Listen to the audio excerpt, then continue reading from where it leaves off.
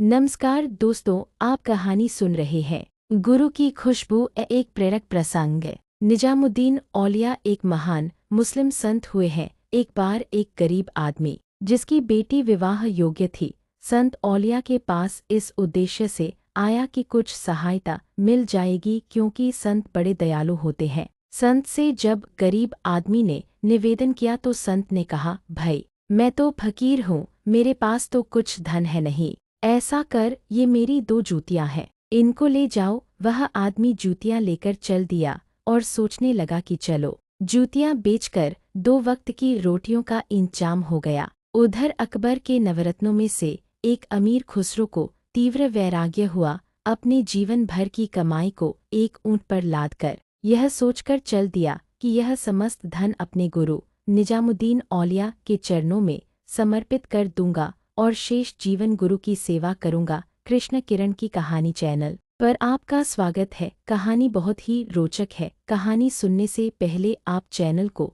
Subscribe कर ले। कहानी पसंद आने पर वीडियो को लाइक एवं शेयर जरूर करें, आपका यह सहयोग अमूल्य है। कहानी आगे। यह सोचता हुआ अमीर खुसरो गुरु के आश्रम की ओर बढ़ता जा रहा था और दूसरी ओर से वह गरीब आदमी आ रहा था। अमीर खुसरो को अचानक एक सरस गंध आई। नेत्र भर आए, मेरे पीर की, मेरे आका की, मेरे गुरु की गंध आ रही है। मेरे गुरुदेव कहीं आसपास हैं, ऐसा उसे एहसास होने लगा। तभी वह गरीब आदमी नजदीक आया तो अमीर खुसरो ने उससे कहा, जल्दी बता तेरे पास क्या है, मुझे मेरे गुरु की खुशबू आ रही है। गरीब आदमी ने बताया कि औलिया की पादुकाएं मेरे पास हैं। बस फिर क्या था, अमीर खुसरो बोले, ला मेरे जीवन की समस्त कमाई ले ले और बदले में पादुकाएं मुझे दे दे। क्या दृश्य रहा होगा। गरीब आदमी सोच रहा है कि संत के द्वार से कोई खाली हाथ नहीं जाता और उधर समस्त धन के बदले पादुकाएं पाकर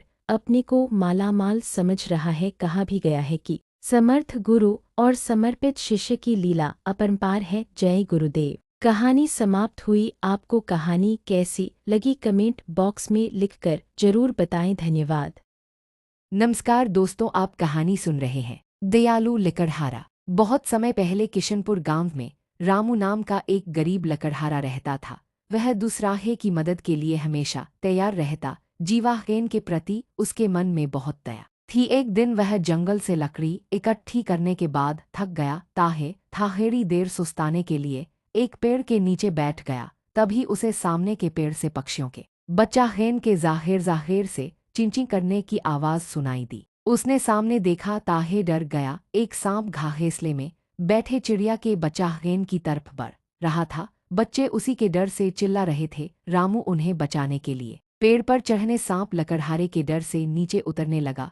उसी दा हैरान चिड़िया भी लाहवैट आई। उसने जब रामू काहे पेड़ पर देखा, ताहे समझा कि उसने बच्चा हेन काहे मार दिया। कृष्ण किरण की कहानी चैनल पर आपका स्वागत है। कहानी बहुत ही रोचक है। कहानी सुनने से पहले आप चैनल को सब्सक्राइब कर लें। कहानी पसंद आने पर वीडियो को लाइक एवं शेयर जरूर करें, आपका यह सहयोग अमूल्य है। कहानी आगे। वह रामू काहे चाहेच मार मार कर चिल्लाने लगी उसकी आवाज से, और चिड़िया भी आ गईं। सभी ने रामू पर हमला कर दिया। बेचारा रामू किसी तरह पेड़ से नीचे उतरा। चिड़िया जब घाहेसले में गई, ताहे उसके बच्चे सुरक्षित बैठे थे। बच्चा हेन ने चिड़िया काहे सारी बात बताई। ताहे उसे अपनी गलती का एहसास हुआ। वह रामू से माफी मांगना चाहती थी और उसका शुक्रिया अदा करना चाहती थी। उसे कुछ दिन पहले दाना ढूंढते हुए एक कीमती हीरा मिला था।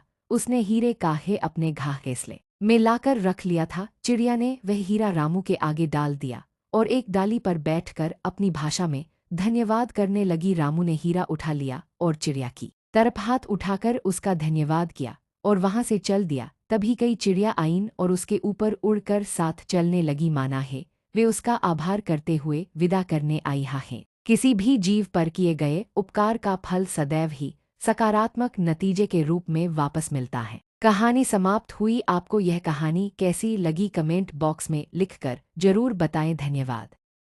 नमस्कार दोस्तों, आप कहानी सुन रहे हैं 2 शेरों की दोस्ती बिगड़ जाती है। 2 शेरों की दोस्ती बिगड़ जाती है। दोनों ही एक दूसरे के दुश्मन हो जाते हैं। फिर दोनों एक दूसरे से 10 साल तक बात तक नहीं करते। एक बार पहले शेर और उसकी बीवी बच्चों को 25-30 कुत्ते नोचने लगते हैं।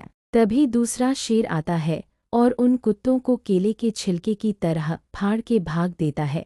कहानी सुनना एक अच्छी आदत है और आपकी रुचि में बहुत ही गहराई है। अगर अभी तक आपने चैनल को सब्सक्राइब नहीं किया है तो चैनल को सब्सक्राइब करें और कमेंट बॉक्स में कहानी कैसी लगी जरूर लिखें। तो आगे बढ़ते हैं और फिर से दूर जाके बैठ जाता है। पहले शेर का बेटा उससे पूछता है कि पापा दूसरे शेर से तो आप बात तक नहीं करते, फिर भी उसने हमको क्यों बचाया? पहले शेर ने कहा, बेटा भले ही नाराजगी हो पर दोस्ती इतनी भी कमजोर नहीं होना चाहिए कि कुत्ते फायदा उठा लें। कहानी समाप्त हुई। आपको यह कहानी कैसी लगी कमेंट बॉक्स में लिखकर जरूर बताएं। धन्यवाद।